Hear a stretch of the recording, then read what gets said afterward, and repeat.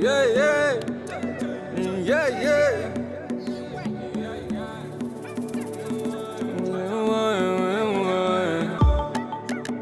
Zoitwa, mwanangu zizoendwa. Choita, dese isu totenda. Uti chapebuga, tichifema. Mweya wacho waipa, wakuzarira. Watenderera. Mweya wamomotera.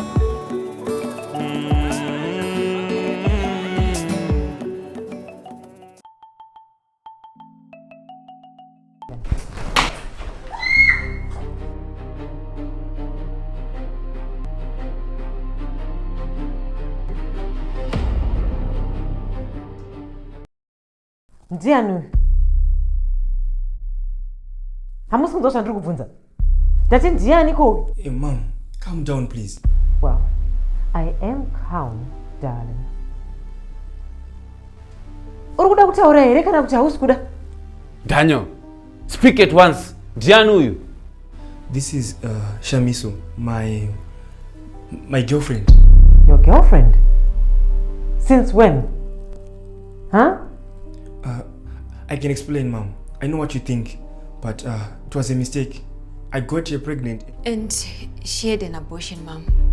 Daniel got her to abort the child, so, Beth, unomuziva uyu? Daddy? I don't know anything about this. I don't even know her. Are you two keeping secrets in this house now? Huh? No, I didn't know. I just found out today. And I told Daniel to send her out. Didn't I, Daniel? Yes. And I didn't want you to find out like this, Mom. I was going to tell you. Why is she in this house, Daniel? Huh? I just wanted to get rid of the problem. What problem? She's underage, Mom. Then well. She is not leaving this house. Daddy, find the boys to clean this mess. I need to think. Yeah, let me put this somewhere safe. Chishamiso, let me take you to the room. Daniel, you really need to go and speak to Mom right now before it's too late.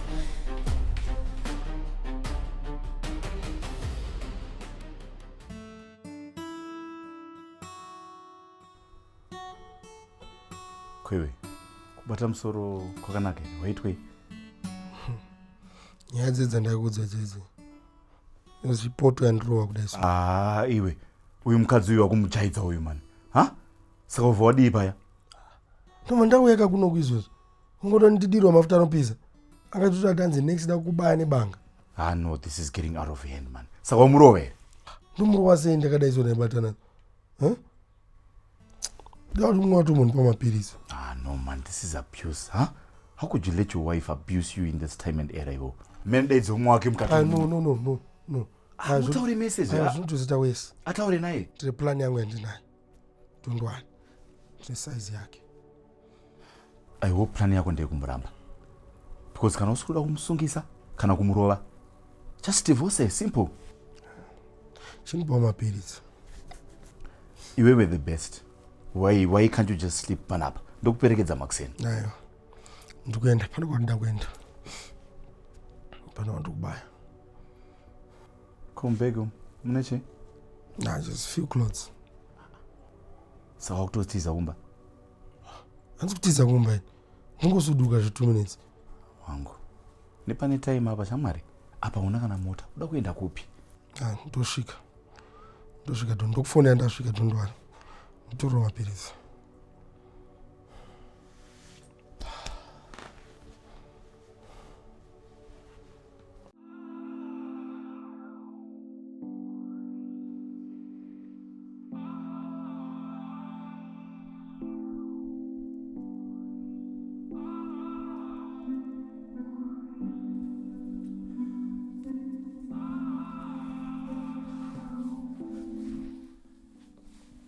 Mom, I'm really sorry. I know I should have told you about all this before. Yes, you should have. And you know it's not going to end well for her. It's the only way. Mom, no. Please. I'm begging you, Mom. She's only 16. It was my mistake, Mom. My mistake. And I will do whatever you want me to do to rectify this. But we have to let her go. Yes, your mistake. And lately you've been making a lot of those, Daniel. Why is that? I honestly don't know, Mom. I'm sorry. And here I was thinking it was that girlfriend of yours, Lucy. What now? Where does she come in here? Is she not supposed to be your girlfriend, the one you want to marry? So, how did this Chishamiso girl come about? Mom, it was a moment of weakness, and she fell pregnant. I had to get rid of it. Carelessly, handiti. Ukamunza pano, pamba penyu, incriminating your whole family just like that. Well, she is a witness now. She has witnessed a crime. And you know what we do with witnesses in this house. Mom, let me take her home. She will not tell anyone, I promise. She lives in Gweru. That's far away from here. You think I'm stupid? No. She is not going anywhere. The only reason why I did not end her this very night is because of that stupid explanation that you gave. But it's too risky to let her go now. Mom, I love you. Please. Please, Mom. Please.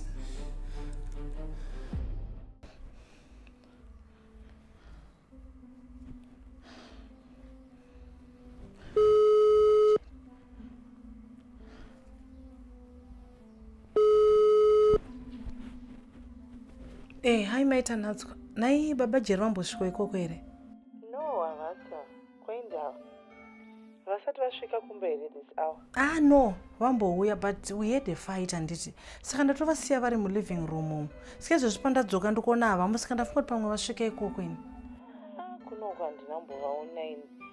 Let me ask vatanatswa. Vari kulounge uko. Alright, vabvunzi.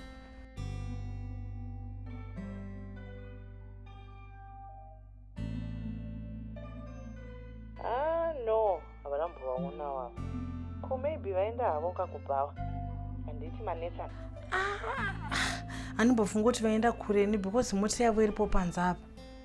So maybe he just went for a walk to cool off. How bad was the fight?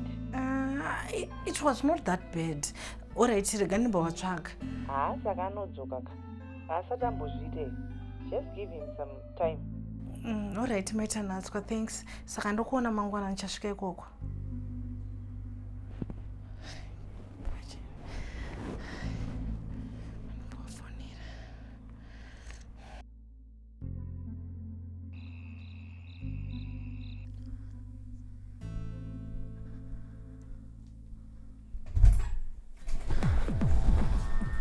What did she say? Tidongaripo. Wasimo, and not good. She's really mad. I really regret all this. I warned you about this, Daniel. I warned you about this. Besides, and you don't remember pressure is very good in the Buditzenas. Then I put some mangwana come saying they personal receive. What difference would it have made? Huh? Ewe, did Magarango Chango we and the moon whip up? At least for me here. I someone is honest. And mom and dad was out at the moon you. Oh, it's now my fault.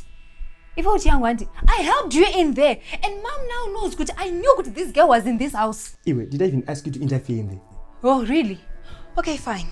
I'm out. And you're on your own. I just feel sorry for this poor girl. As long as you know that deep down you sleep at night, knowing that all you did was to let an innocent girl suffer for no reason, then yeah, by all means.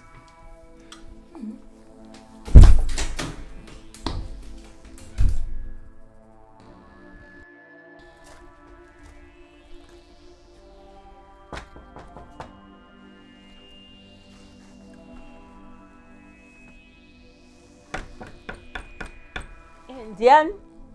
Ndini?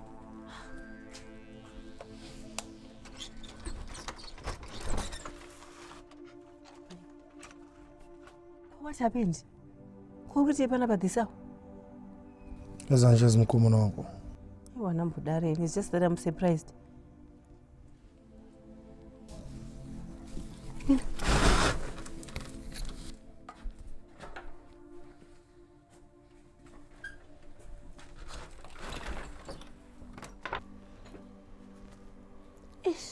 Naiwe. Ko wanzoita sei? Mabasa Nigeria. Yes. Ndikuisire mvura ndikutoya. Ko zvanzoita sei? Waita sei chaizvozvo?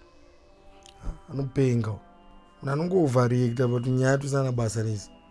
Anzi baba wanono uri kupi? Wangu uri kupi? What? Wakutonditema nepoto musoro. Naiwe. Saka ipapa panenge achiti uri kupi? Does he even care? Anangada kutondisa riri banga chairo. Iwe. Samunogarisana sei pakadai so? Shamwari. Usandatoya kuno. I'm looking for that peace. Or else if I'm not welcome here. No, you're welcome. It's just that I ndila my problems nemukadzi uyoyo. What if she doesn't know where I am?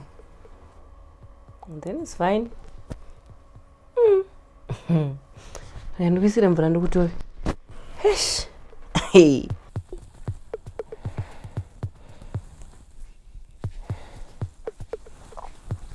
Hey, sweetheart. No, that's enough. Okay? That's enough for now.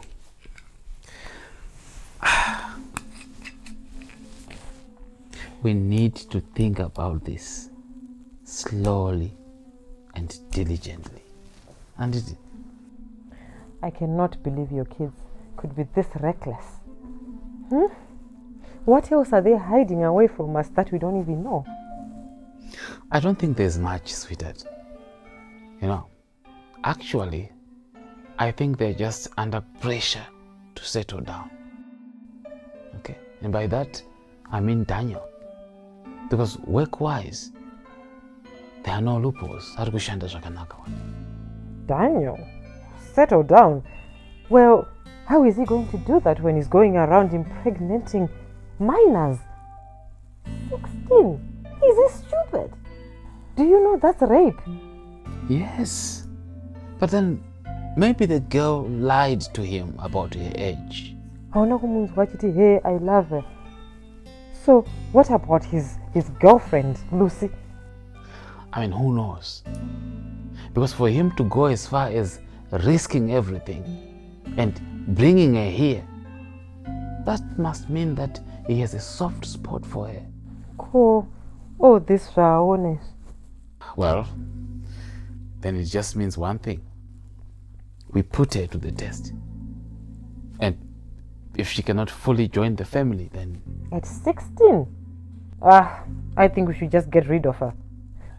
Well, unless if Daniel is willing to risk his life for hers, then, well, maybe. How? Well, maybe we could just send him to one of those missions. No, sweetheart. We spoke about this.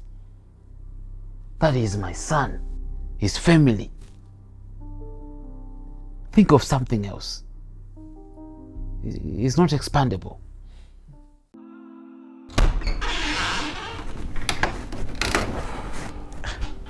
Naibata nacho. Kwasawira wenyu ari kunzi abuda kumba uko usiku una asati adzoka. Saka. Ndikutonzwa kubva kufonerwa namaijeri apa. Mambotaura navo nhasi bajeri. No, handina. Saka vafonerei kamunzwa kuti vazoenda kumba kana kuti vari kupi. Because mukadzi wacho, she's worried. Worried?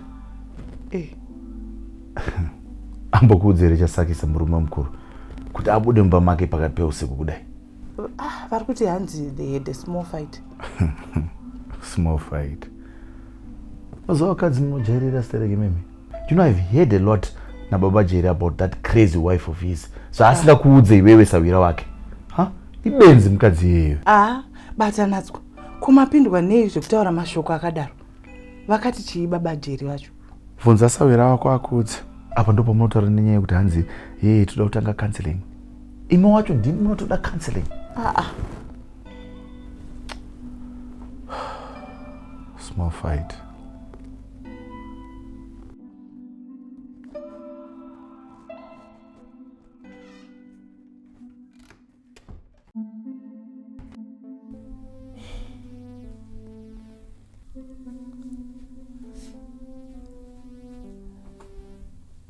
Chishamiso, I know you're scared, right?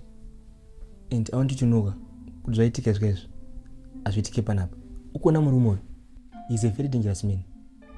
And danga asina kubatwa ka atizivi kuti angachita sei kwatiri tese panapa. Anga ane pfuti nebhemba. Mama wangu zvawachindudzawo. Daniel, ndinoenda kwedu. I know. Ndinoenda kwedu Daniel. Tawirirana kuti nhasi kundiendesa kwedu. I know.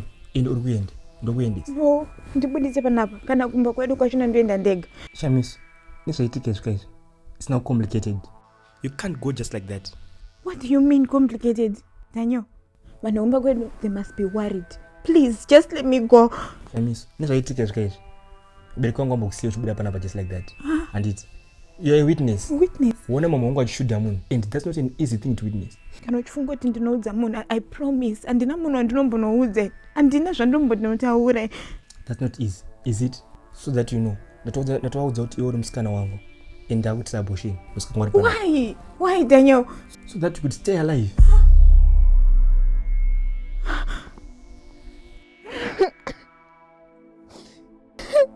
Chishamiso, it's okay, and iwewe just do as I say, and you'll be okay. And Shinyara, you'll be fine. You'll be okay. You'll be okay.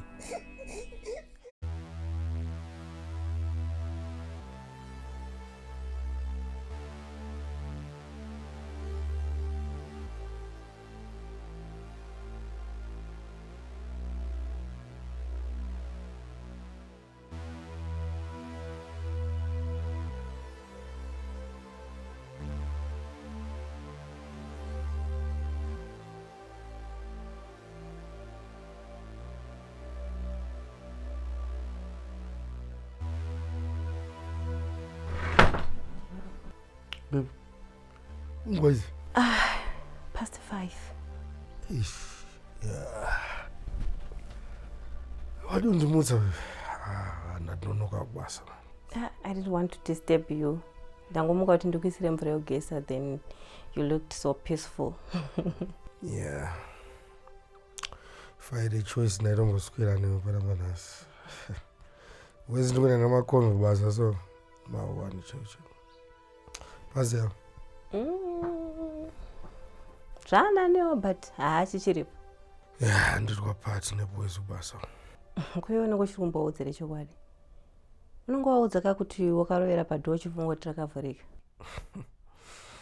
Yeah, I will say that. Kiwa mugire. Dodo. Ndamukira unozonangochera mukira makuseni kuti ndikuisire mvura yekugesa. She's a fast weyapana. Ndakutofonawo basa wacho ndowadza kuti nhasi ndakanda kunonoka kwera. Aiwa, shamwa unodzingwa basa. Ndidzingira wangu iwewe. Losi nandine nazvo. Tongoswera papa takazorora. Okay, if you say so, then it's okay.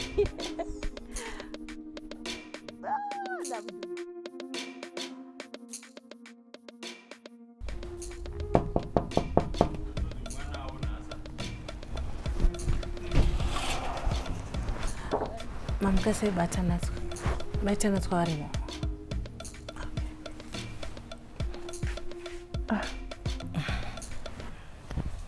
Ko, I thought kuti uchauya ndabudzoka kubasa. Wakanaka here kuuya kusenseni kwawamukira kudai. Maitanatswa. Baba Jera anodzoka kumba. Ndikutry phone yake haisi kuita. I'm worried Maitanatswa. Hana kudzoka. Anombozviita here?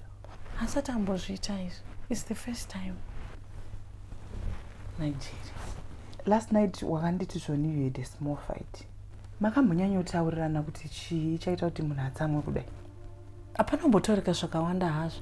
Asi kungoti pane paakataura rafuka. Ndichibva ndamutema nepot of goats. Wakaita sei? Kutora poto chaiye kwakutema munhu? Hana ukwarai? Handisi kuziva nekuti pandakamutema gotsi akabva adonha pasi nefesi. Ndichibva ndaenda mubedroom. Saka pandakadzoka ndichimutarisa ndakasvika asipo ndopandakakufonera ndichibvunza kuti hana kuuya kunoku here. Amajeri, iwewo zvauri kutaura izvi uri kumbozviteerera here nenzeve dzako? Uri kundiudza kuti wakatora poto ubva warova munhu nepoto ubva wamusiya akarara uchienda kupi? I went to the bedroom handiti, saka I think I fell asleep for 30 minutes or so. Izvi zvinochimboitika here? Anombokurova here baba Jerry? Baba Jerry asati ambondirova. And you? Unoziva zvinoitika pana baba Jerry ka vanonditisa hasha. He makes me mad and say no more, my Jerry. Uri kureva kuti iwewe unorova murume wako physical abuse chaiyo? Maita Natswa, ndine hasha. And sometimes ndikaita hasha ka nenda kutonzwa kuda kurova munhu kuzwa kuda kurwa so. Murume wako unomuda here? Ndomuda nemwoyo wangu wese, Maita Natswa. Manje nyaya iyi kai haina kumira mushe. Akabuda nei? Haana chaakambobuda nacho, akangotakura kamwe kabhegi kangu kari flora ukaikaya handiti. Asi mota iripo pamba. Pamwe kungotsamwawo zvake anodzoka maybe. Tombomirira paanodzoka ubva kubasa tinzwa kuti haufa. Asi ndirini iwewe? Apa paroda kuti utaurire natete kana ambuya wako, because nyaya iyi kai haisi light. Imba yako inogona kuputsika. Maita Natswa, I last spoke to my aunt like 4 years ago.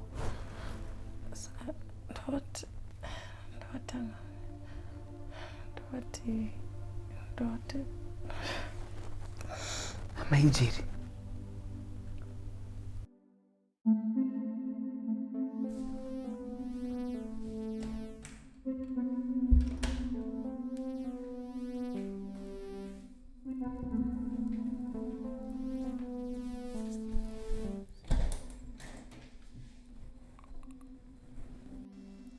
Good morning, Dad. There's nothing good about this morning at all. Iwe wandoda kutondudza chokwadi. And I want to tell me exactly what happened with this girl. Why did you bring her back here after I specifically told you to get rid of her? It's complicated. Chishamiso andodzanya nyaya, and it was a very sad story. And angasiri fit kuti aende kumba izvezvi. Angachida munhu kutaura naye at least for a day or so. And ndirimusiye takadaro achienda akadaro. I just feel like she needed me. No, needed you kuita sei wacho? Huh? Do you even know her background? Saka apa iwe were not even suspicious of the circumstances she used to get to you. What circumstances, Dad? Nabo suspect yangu zvikwaspika. But looking at her, she's just a victim of circumstances. Do you know that that's what Secret Services is good at? They plant someone that you never suspect. Huh? And boy, if it turns out to be so, you're done. But we will not let you go down with the family. I will take the blame on Chishamiso did. If it tends to be so, yes, I will be on my own. You know it's not going to be easy to convince your mom somehow. Right? What's your plan? Because lying that she's your girlfriend is not going to work. It's going to need a lot of proof. Especially because panapa is so zatese panapa kuti Lucy ndio msikana wako iwe. Kwete uyu waona zvo. And you must never say that I knew about this. I will try, Dad. Plus mama afare Lucy. Saka izwi zvofana kushanda. Zvofana kushanda. Because with your mom's campaign and all, this is the last scandal that we need. All right, or maybe tona kuchinja nyaya kai toitwista kuti ishande into mom's favor deal with the campaign. Chishamiso was raped at a sex party. She's a young girl, a victim of drugs and sexual harassment and it. Saka apa kapa vanenge vakufamba naye achitaura kumacampaigns avo. Saka but this way toita kuti instead of me rescuing her, mama ndo wambatsira. In this way vanowana support with many organizations. Say no more. I like that. like that. I'm sure your mom will love that. That works. But remember, you have already lied to her once. And remember, this girl is also a witness to a murder. So let's not get it twisted. Huh? You take it one story at a time. Because remember, your mother is not stupid. Abaga, tinita kutongostika nyaya yedu ngotishamisa msikana wangu anditi. Saka tuita kuti iwo mamaga waita kunge ndiwa mpachi nyaya yayi. This way she will be safe. Good one. But you only have one shot. Right?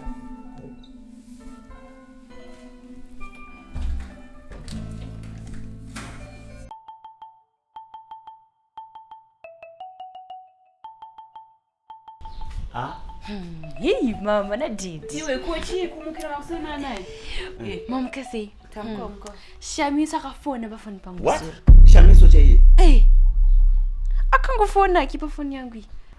Hanzi, aribi.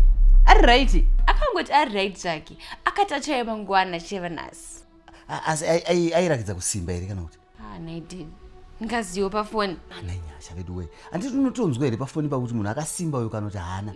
Aingova ake normal. But akati achayachinyisa kutaura zvisizvikasa. Mwari ngavakudzwe zvichokwadi wandinonamata. Munamato wangu wanzwikwa. Saka apa aichari kusvika kuno. I think so. Nekuti anabva nabomuzoti ndiri kwagogo ini. Plus futi akati ndisaudze vanhu. Saka gogo nateta unovaudza? Ndakatozozvibata ini mameni. Ndakavaudza ini apa gogo chakafarawo sei. Andofunga nhasi vanyatsorara upi chaidzo. Wakagona. Hai.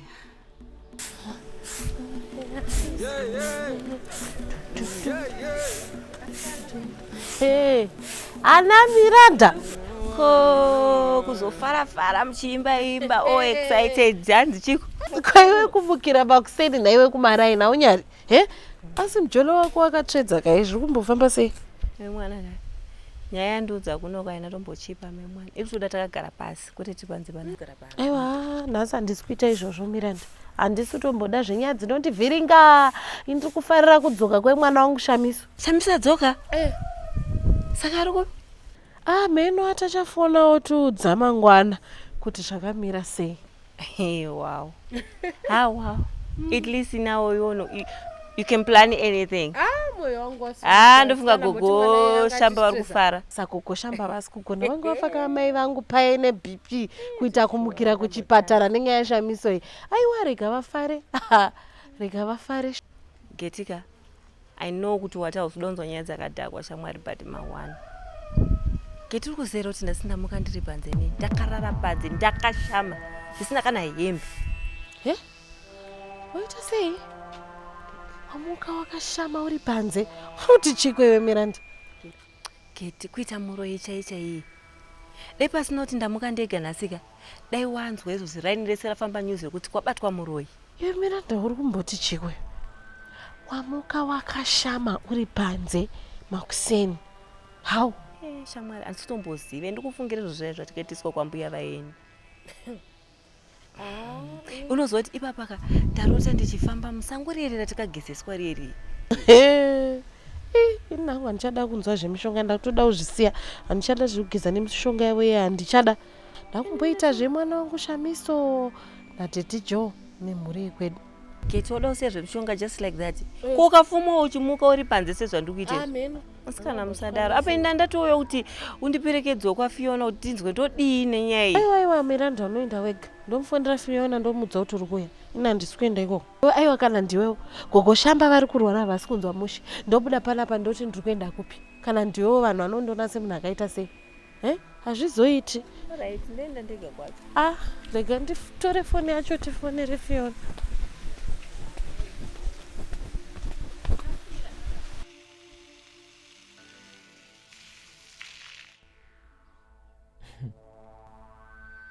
I'm sure we all know what's at stake here. And Vanai Mimika, Manyatsotisa in a very tight situation. And Iko Jinoka, what I need are your thoughts on how we are going to clean up this mess. But In fact, what I really need to know is why, Daniel? Why would you be so reckless? But mom, in all fairness, I didn't think you would do such a thing in this house. I thought you said this is a family home. So now wakuda kundiudza zvekuita mba mangu manje. You want to blame me for your mistake? Huh? That's not what I mean, mom. So you say this is your girlfriend? Saka uchiri kuita ina Lucy? Mom, Lucy and I have not been in a good space. And I was going to tell her very soon. Saka, what's with this Chishamiso girl? I mean, isn't she too young? What am I even saying? She's 16, right? Mom, I know you won't believe this, but I met Chishamiso when I least expected. And at first, I just thought it was a fling, but I grew to like her. So now that she's witnessed all this, unomutrust her enough kuti hataure? I know she will not tell. How do you know that? What if this is a trap? Or better still, what if she's a spy? I did my homework. She's safe, she loves me, and we can always groom her. Think about it, Mom. Groom her? How? Is she not supposed to be in school? That's right, but we can create a story for her. Look, she looks so innocent. So we can say maybe she's a victim of a sex party. She fell pregnant. Mom found her vakambatsira. How? I took her for an abortion, and the doctor there I know him. So we can get him to write it as a miscarriage and say Mom paid the bills and looked after her, and maybe take her back to school. And we can as well take your story to social media and on TV. That way she will be a survivor and Mom a hero. And how about people who know her? Won't they see this as a lie? Not if she tells it very well. Only the victim tells their story, and everyone else will be silenced. Let me think about it. But you have to make sure that this girl is who she says she is. Okay. I'll do a background check too, and if that's all, I really have to go out, guys, and I'll see you later. Bye.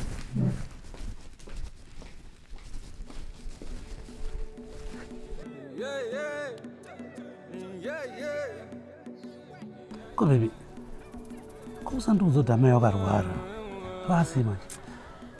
Mai vanani fanike nhasi vamuka vari bheta ndandakawandira zvamwari zvacho zvangondiwandira ini ndozvinzwisisa baby zvakutaura izvi patika ndauya neinformation about musikana Chishamiso hanzi akawanikwa kunoto nehospital nemukomana wekunharira hospitari asi ndopaifambira zveurwere hwake izvozvo vanzi mukomana wacho akaita sei mukomana wacho arudzi akati izvoni handina kunyatsomuongorora because iye anga asikazivi kuti musikana uyu haasi kuwanika kunoko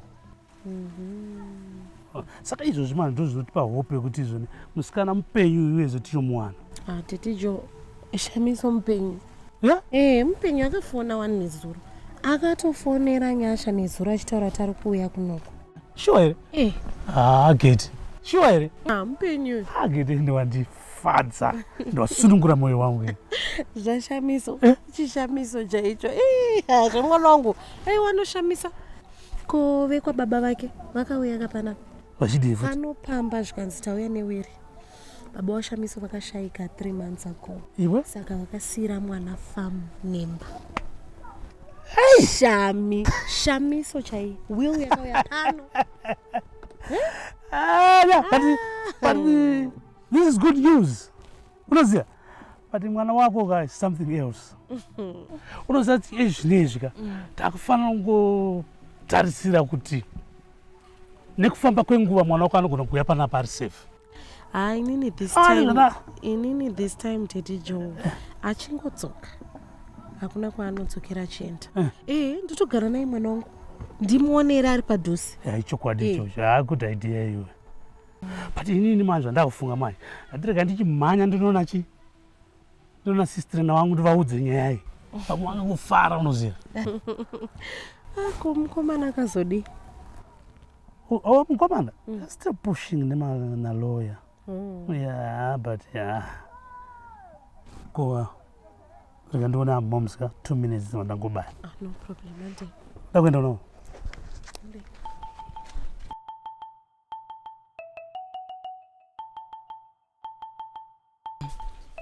Wait for Ndiani we? Hello? Ndiani? Paida chaiye? Ne mwana njodzi yangu. Makore mangani na iwe Paida uneshuwa? Kwakanaka here? Inga maita basa mainini. Aiwa maita basa.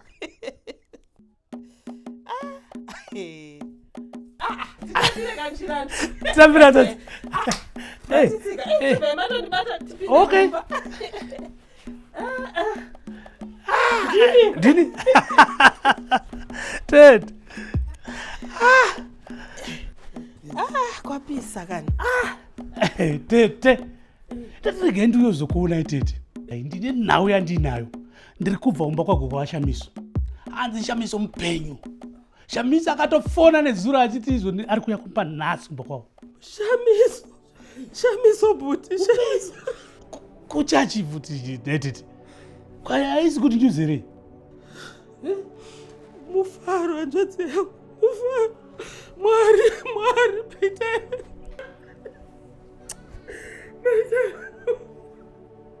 Shamiso. Kuchima. Tiche pana Shamiso anza wanikwa mupenyu. Naitete. Ini ndafunga kuti ndauya nawe yakanaka nemufaro. Iti patakazvinzwa inini ndakafara zvakanyanyisa. Asi makudai. Handiti tofanira kunge takutofunga nyaya yemukomana uyu. Mwari vanopindira futi pazvinhu izvi. Amen. Ndazvongoti ndafungisisa hanzvadzi. Kuipapapa kutokanganwa mufunge. Pamasvika apa ndachitotaura naPaida pafoni. Paida chaiye? Amaona ndimwari uyu? Amen. Uyu ndimwari uyu. Regave nenyaya dzake tidzinzwe. Muzvizwa tete? Mukona nhau dzese dziri kuitika idzi dzine chirevo tete. Mwari maita henyu Mwari. Mwari vakatendeka buti.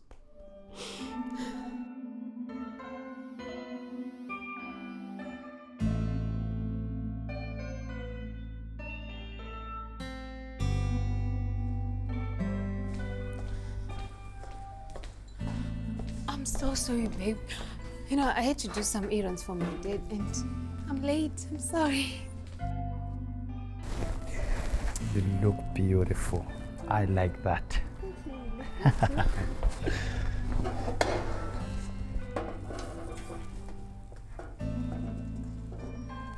Okay.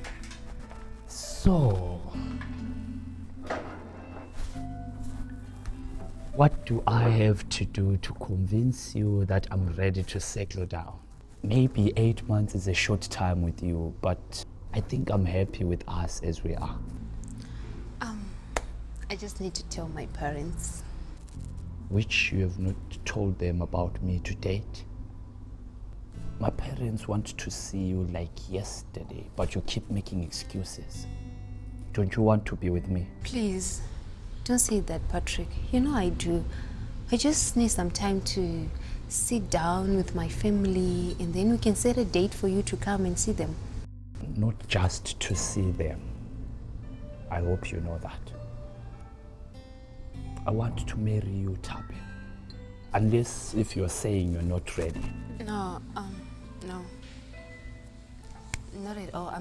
I'm not saying that. Okay, fine. Let me just set a date for you so that you can come and meet them. Please don't keep me waiting, babe.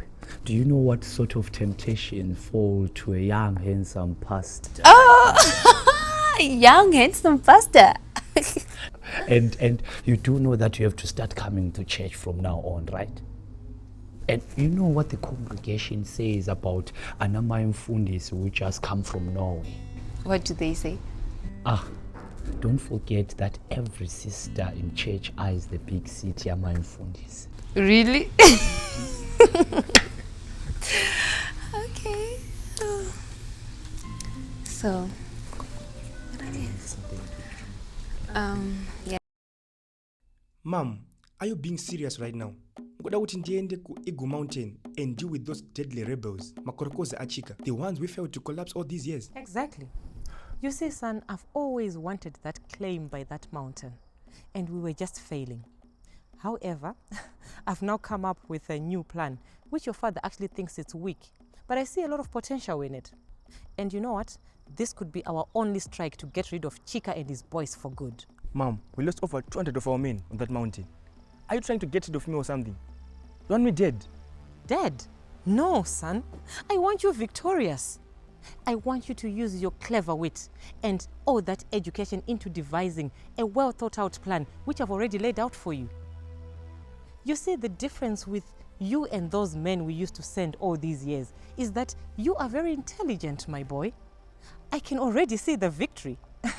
Imagine owning a claim that doesn't run out of gold, not even for a single day. Son, that is power. What did Dad say about this? Is he agreeing to all this? Do you want to save your girlfriend or not? Okay, but if I'm to do this, you promise to leave us alone, right? Leave her alone, yes. But you would have conquered a multi-million-dollar deal. It will need you to manage it. Mom, please. Can I just work on your plan for now? Sure, no problem. But if you are to be sincere to that girl, Chishamiso, I think sending her back to her people is not a clever idea. What do you mean? Well, you need to keep her quiet. And how do you intend to do that if she goes back to school? What if she tells someone, especially if I become the MP? So, what am I supposed to do? Well, marry her. Keep her close. That way we can keep a close eye on her. She's only 16, remember? Well, then we'll have to change that. And she's in Form 4, people will know. Then, my boy, you'll have a lot of work convincing her parents to accept your lobola and get her back here. Otherwise, I will not be responsible to what will happen to her if she opens her mouth. Mom. Shamiga, I know you're scared and you really want to go home. But my parents will not let you go just like that. Huh? I promise you I will never tell anything to anyone. I know. Well, I would like to believe that. But that's a very difficult position right now. Come up with a story or something. Or something, I don't know. Not if he wants to marry you. Marry me? Chishamiso, that's our only way out right now. And don't nizuru nyimbe wabele kwangu iti uri msikana wangu. Funga dewa zetu stranger nizuru. Swaipera mushi. Saka, kana ndiri msikana wako ndipo unondibvumidza kwenomba? Yes, but wanofana kukutrust first. I know my mom will put you through questions and tests. Sikaoni wati susuka. Tasangana kumashops. Ikumba kunya nditi. Then Tambo Taura, you told me about your family and how your father left you as a child and it. Then tikazenda kuimwe party. That's where we slept together. Tikambodana dana nditi. But after 2 months, also ndito nenumbu. Then tikadecide kuti ngatite abortion udzokera kuchikoro. Saka ukuthi ndichaudza mama wako zvese izvozvo. I'm afraid yes. My mom is very thorough.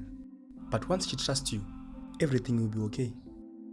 Saka ndovati isusu we are in love. She will respect that. Msikana wako akaziya ndase. Don't worry about you for now, nditi. And by the way, do you know I had to come up with a story about the sex party, so it should be easy for you to narrate. Untona se zvairi, usasiye kana chinhu. Kusiya kwemusonda kubazira ina nditi. But ipapo manje ungakuti mama wangu ndovakakupika. This is only to save your campaign, okay?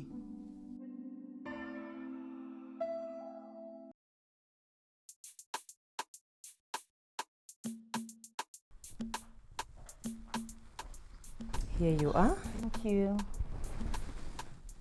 So, Tata Papizia.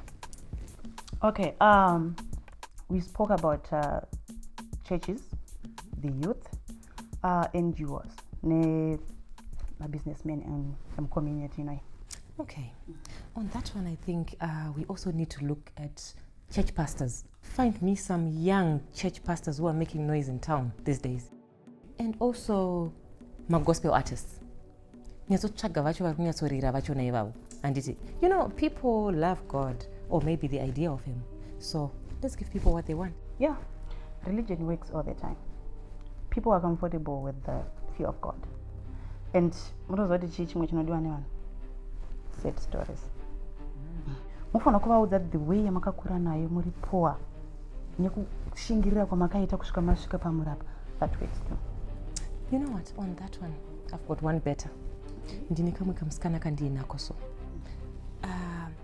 kane a very sad testimony, a story of sexual harassment, rape, unwanted pregnancy, and the worst part, akadzingwa kumba nemaparents ake, and she became homeless. And guess who came to her rescue? Me. Wow, that's a perfect story on its own. And the fact yokuti I'm sitting mega mukutaura nezvazvo. How old is she? 16. Wow, perfect. Saka tomuona sei kuti taure naye? Because tikufanira kuita my interviews. That way we can have NGOs on board fast too. So we need to perfect our story on paper. I need to see her so that I can coach her. Okay, that can be arranged. And the other thing, we need budget here, my t-shirts, my posters. That's not a problem. We can get that done. Yeah, but you need to see this girl. Her story. This one will make it.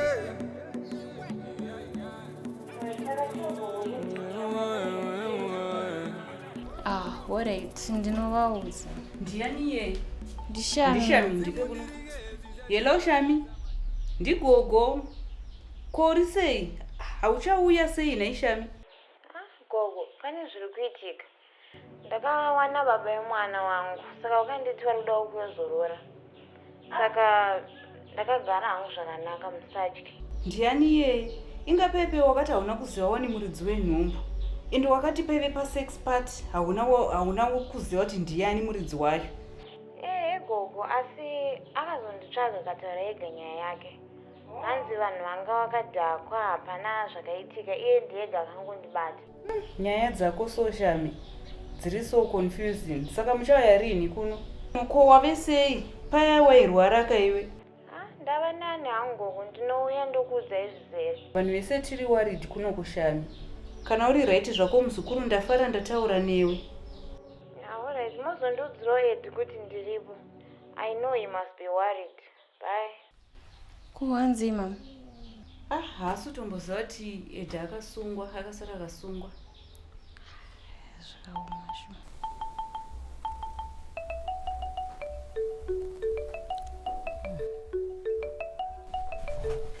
Kisai maoko mudye mai. Ko. Imboisa apa? No. Tuzodya zvangu. Amai asikana. Ko wambonzwa here kuti musikana ari kuengoi? Pana chandati ndanzwa imi. Namai ndiri kutofunga kuti zvinani ndiendeko ndonogarira ikoko ndomurindira ndiri kwaZebhuku. Nokuti ndofunga ndokwaachatosvikira. Kuti anosvikira ikoko? Koko akadzingwa.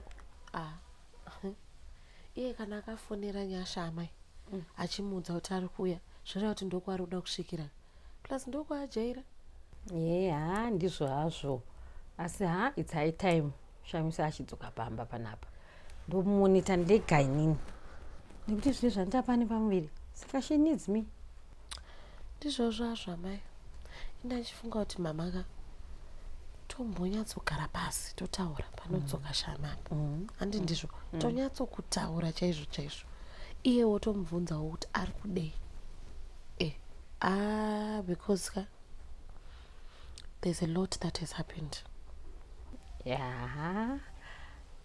Asi nezvaakaitwa nanasekuru vake zviye watanoda kudzokerako auchaonaka achadzoka pano. Amai ndizvozvo zvaneichitodawo neniwo asi naZebhuroni.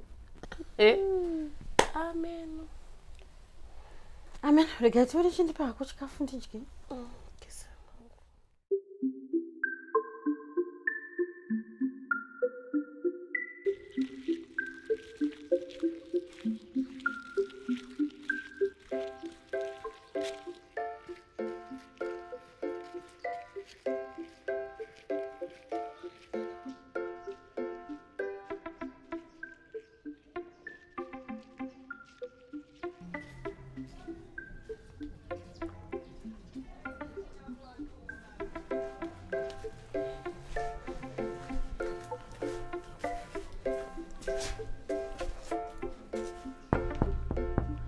Gogoi.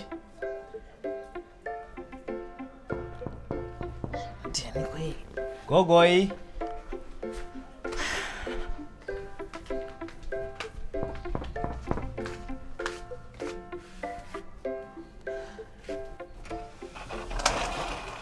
Makadi yenyu ndingakubatsira nei? Tipo makadiyo. Ndimi Nigeria. Ndine twachenjera izimunya ndiri muningina wabajira. I'm sorry.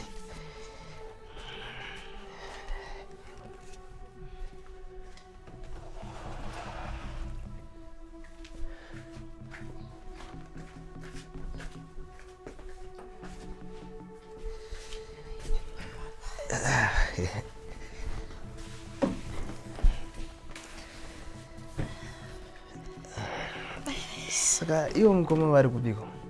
Ndanga ndakavati ndichazoya next week but ndazongowana kamari last minute ndikati ndigare ndamhanya. Vari kubasa asi vanga vasinombenge vatauravo but imimi ndinokuziyai kungoti asatamboona nedu vakambotaura nezvenyu. Imi totongokonai pamastatus amukoma. Pandatokuonai ndangoti haiwa ava ndivo ava. Saka kuri seiko kuno? Kuno kuri nani zvako muri muchirongo. Bamuninire. Alright, saka regai ndinorongedza bhegi ndonoti ndakutsvagirai chekudya. Right. I'm sorry.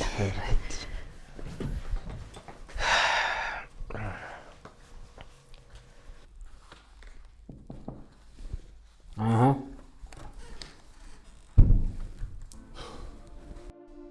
Masura said it.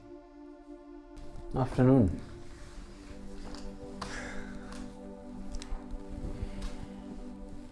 So, how did you leave Chishamiso alone at home? Did you lock her in? Lock her in? Are you serious? Did you tell her the new plan? I mean, she really has to play along well. You know your mom. Yes, I did. Plus, this story is a true story. I'm sure she will nail it. I wish we really didn't have to go through all that. You see why that family house is off limits? Yeah. And did mom tell you that she wants me to go to the Chikas for the mines? No. I told her no, Daniel. No son of mine is going to that death trap. Not according to your wife. Sometimes I feel like we're expandable when it comes to what matters to mom. Suicide mission. I'll talk to her. It's getting out of hand. She seems to have made up her mind. And to be honest, I don't even have the energy to fight her. I just want that girl to be safe dead. Still, I will speak her out of it. Alright? No way. If she will not let Chishamiso go, and if anything bad happens to her. Do you actually love this girl? No. Dad, she's only 16. Chishamiso is like a little sister to me. That's as far as I love her. Just like Beth. I see.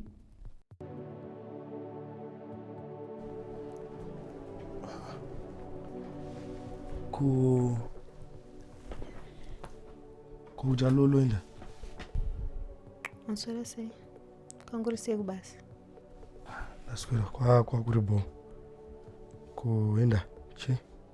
Ndatambira message kubva kumusha. Anzi momsi ari kurwara vatoita wesi. Momsi wako. Anzwanzwe.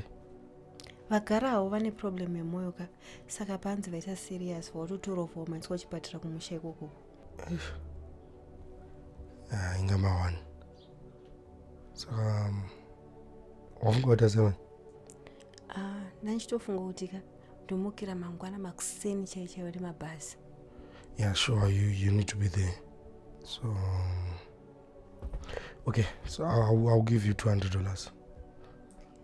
Tunosvika kune bills kuhospital kwacho. And transport kunoita mari? Mabhazi anongoita $10 chete ubva umbari. Okay, fine. So I'll give you $10 of transport yacho. If mari yakashota, you just call me.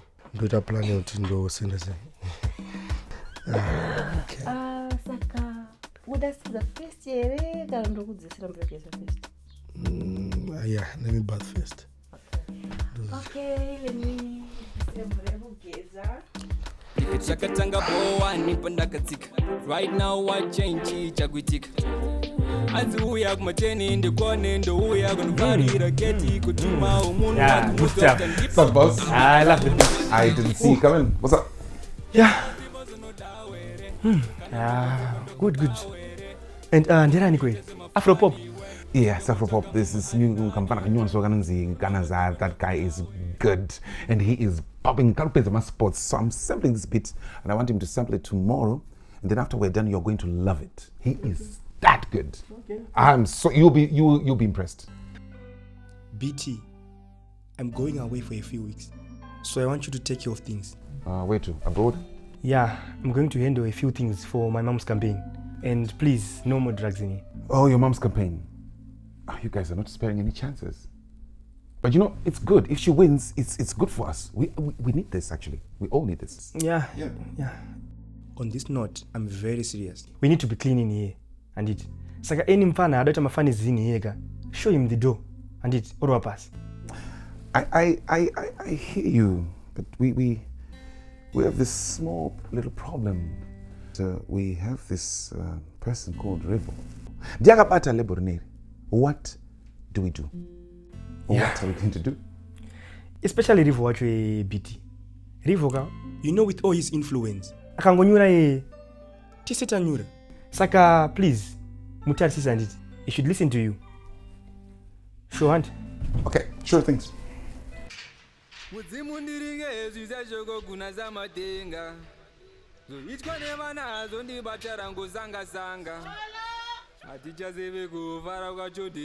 Zvinaniko tete? Ipapa I was about to come Kugumbuka kuti ndikudze kuti Chishamiso afona. Oh, hanziko. Ari kusvika nguva. Hata hachauyoyo. Hanzi pane zviri kuitika kwaari ikoko. Futi. Hanzi pane zviri kuitika. Kona imai guru, imi mabonyatsamubvunzawo here kuti ari kupikwa akaenda ikoko uye ari kuita nezvei. Ndatozosvika hangu pakupererwa nenyaya dzaShamiso idzi tete. Ipapa hanzi ndakazomwana muridzi wenhumbuka. Akawana muridzi wenhumbu? Ko zvema-sex party zve? Ndatozvibvunzawo. Ari kuti vanga vakadhakwa vese, hapana kana aimboziva. Asi ari kuti iye mukomana ega ndiye akamubata. Maiguru, nyaya dzaShamiso idzi dzine kunyeba mukati bodo. Hapana. Mukati mwana yeye haasi ari kutomanikidzwa kutaura zvaari kutaura izvozvi. Tinodaro somwana akabiwa kudai. Aiwa akana. Ndatotaura naye pafoni inini, plus angazvitaura neni zvakanaka. Ndazonzwa akutaura kuti mukomana wacho arida kuuya kakuzorora. Kuzorora? Pfuma chaiyo. Kuri kumuda here kana kuti pane zvimwe? Pamwe arida mwana wake you never know. Kana kutotya mhosva chaiyo. Iye andayedyi. Kaiwo baba Nyasha vari kuti chi? Handisati ndavaudza vabuda kusena. Nyaya dzaShamiso ka uye bodo. Ende ndazomubvuma nhasi zita rake chairo ka. Aiwa ndashama naro. Aiwa. Ko zvinokwana yedhi tochidii manje? Meno. Sitakavaudzawo kuti Shamiso akawanikwa. Beta kana makavaudza kuti akawanikwa. Ndiwo vamwe wanga wapinda nawo nadzo nyaya dzine vana. Imi kaimi. Haya.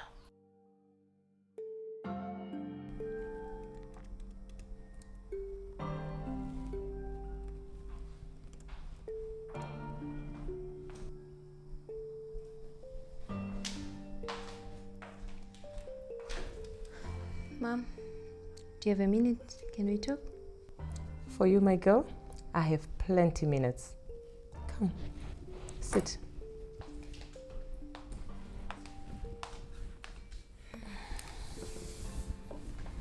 Okay, talk to me. Mom, please don't do that. It's not that serious. What have I done? You're making me nervous. Okay, fine. So, I want to invite my boyfriend for a dinner anytime Imimi na Didi pamnemri free, of course. Oh, my baby. All grown up. So you've met a boy? Yeah, and he's a good guy. I'm sure I'm chamfarida. So, for how long have you known him? It's been 8 months. 8 months?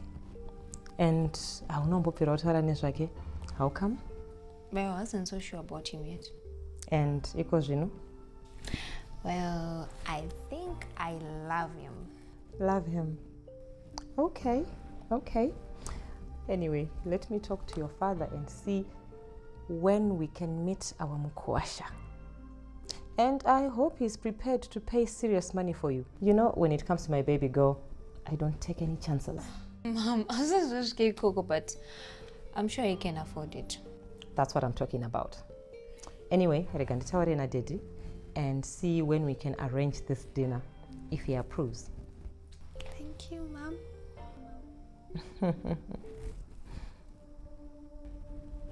Where's Chishamiso? Okay, Beth. And make sure she doesn't leave this house. In fact, she must not leave this house. And is it? Yeah, okay. Hi, baby.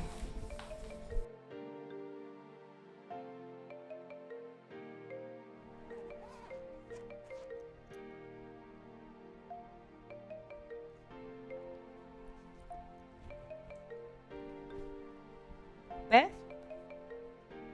Beth? So, and I'll be back very soon.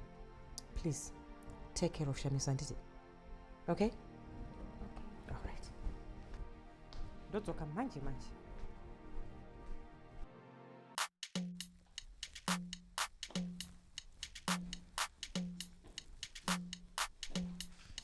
Oh, Lucy, you're here. Oh, Ben, hi. Hi. Let me just drop off my baby. Oh, well, Daniel.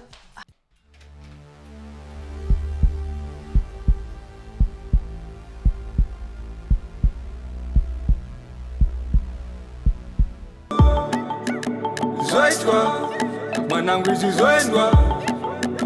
Joysta, dese isu totenda. Kuti tapebuga, tichivema.